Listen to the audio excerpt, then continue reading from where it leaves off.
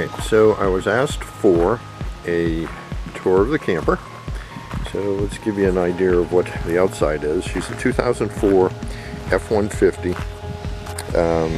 I have worked the suspension a little bit with Moog coils, Bilstein shocks, and just stiffened her up a little bit overall.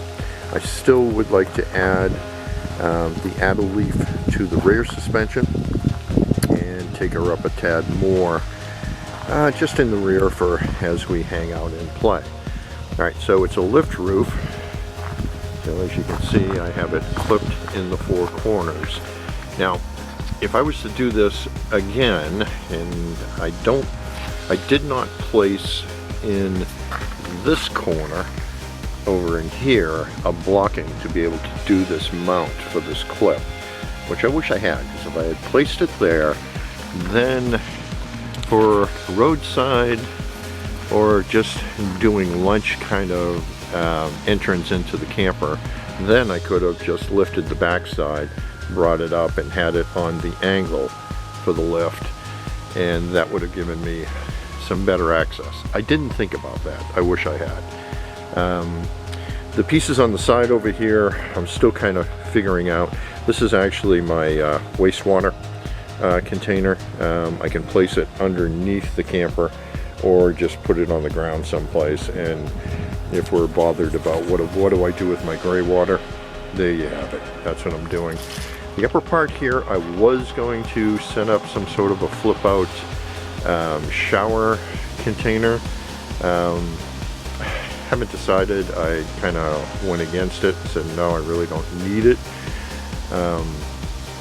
I'm not quite sure, but this side will eventually end up with one of those black PVC tubes over here for hot water. The wheel well, I don't know what happened here. You can see how I ended up with a straight up and down here. That was supposed to be angled out. So in the process of building the thing, I ended up with this, and I'm not going to tear it apart at this point. And it hasn't caused any issues, so I'm okay with it. Alright, so inside the truck, both the rear containment areas is set up the same. I have a black, I guess you'd call it chest container. It opens up and flips to the rear. Right now we've taken a couple of these plastic storage boxes and separated a couple of things and stack it on top, and that's worked out pretty good. The only thing I did different on the other side is we grabbed our chest cooler and we put it up on top there for snacks, drinks, all those little things. I actually have my little cooler inside of that to keep the drinks cold. And then the rest of it is just basic containment for foods and whatnot. It still leaves us an open space in between the two for any bags of goods, paper towels, that kind of stuff, tissues. As far as setting up for my GPS right now, we're using the iPad, which is working out great with Gaia. I have a phone holder that I just do a lean into for now, and then throw something. It's usually my cell phone. I throw between the armrest and that, and everything we bounced over so far, it's stayed nicely, so I'm staying with that. That's worked out pretty good. So really no other major modifications to the inside. Outside of that, she's pretty stock. This is the way I have the rear set up. So the idea here was that I would have plumbing, water, wash up, that whole routine over on this side.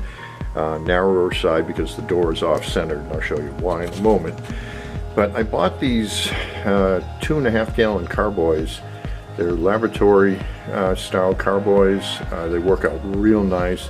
I have one dedicated to stream water, the other two to pure fresh water, and I just use that bowl for our sink, and it has worked out fine. Our drinking water we still have in the regular water bottles, but wash water, the whole routine, and because of that, the big cap on there, I can actually throw in my 12 volt DC shower system and have pressurized water for showers. So it works out cool. I'm still debating whether or not to make a cutout on the inside to have access to the water inside. probably will at some point. On this side is cooking and utilities. Now both of these containers have a little spot underneath that if I lift the bottom plywood, I've got a little spot for some storage of items that I don't use very often. Pain in the ass to get to them, so it really needs to be stuff I don't use very often.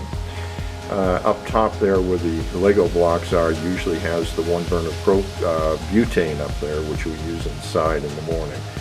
But this worked out good to size. It fits the skillet grill cooktop that I picked up for the unit and most of the miscellaneous stuff, and I carry the 1 pound bottles over here. Alright, so this is why the door is offset. You can see the corner of the bed right there, and I really couldn't push the door over much further without it causing some sort of a problem with any sort of reasonable storage outside. But this still works out fantastic for just being able to get in and out of the unit.